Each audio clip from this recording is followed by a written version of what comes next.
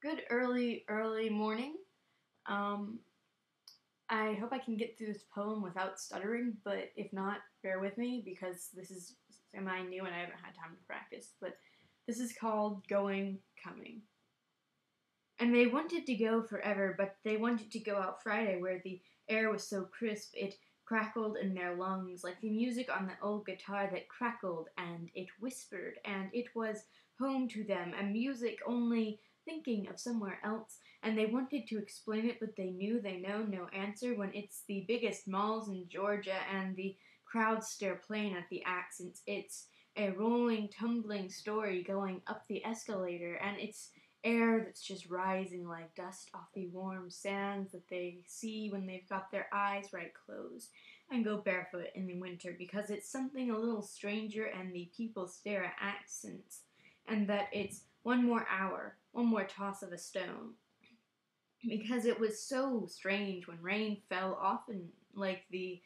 showers of showers of pebbles, and they watched their cold fingers licking the strange white flakes that drifted from the sky like sand, because they spoke to tell you of this one who had found nothing foreign in the soil because his plant still grew, but he would say as they gaggled in English hunking droops, and it would slide from his accent going up the escalator, that they all look the same for what is dirt, but this one finds the trees are funny here, like his whiskers that would twitch in the eyes of the supermarket, that people stared at his curly tongue because his accent could curl like smoke, and smoke is too dangerous, so they wouldn't let their children stray near, because they gaggled and hunking, practicing groups where they counted down in English like the looks their children got in school, straight off the roll call with the glottal stops. Because in September their ears fell with mourning, because September is of the Caesars who took the corners of their sweets and supermarkets, and they still hang their heads in shame, and maybe on that day they don't dare go to the supermarket because the smoke swirling from the sand and their accents makes the children ask the questions when they point and stare what's funny at the checked red cat, and the and they congregate in circles and don't know why the mall's suspicious, because it's funny that it took so long for the pebbles to stop the raining, and it's funnier when they miss it from the places without tin roofs, like these strange fixtures of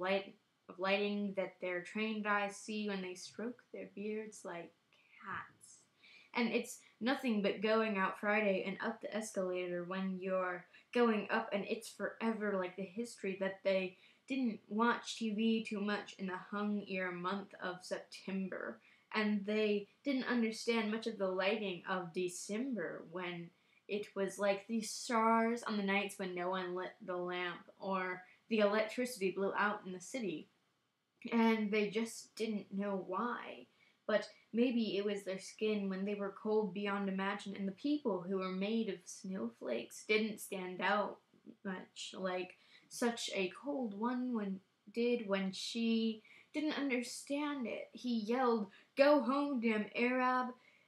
And it might have been oppression from under the beautiful black layers, but she didn't understand why he was screaming when his words were more oppression. And she carried her cold paper bags and wanted to go forever because maybe it lacked the right understanding, but it wasn't as though anything had made sense. And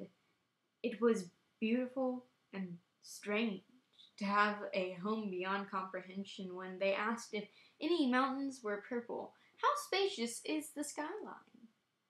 Because it was just like every Friday when they spoke of strange missing nights on the sand, and they missed the lolling countryside but still wanted to go forever.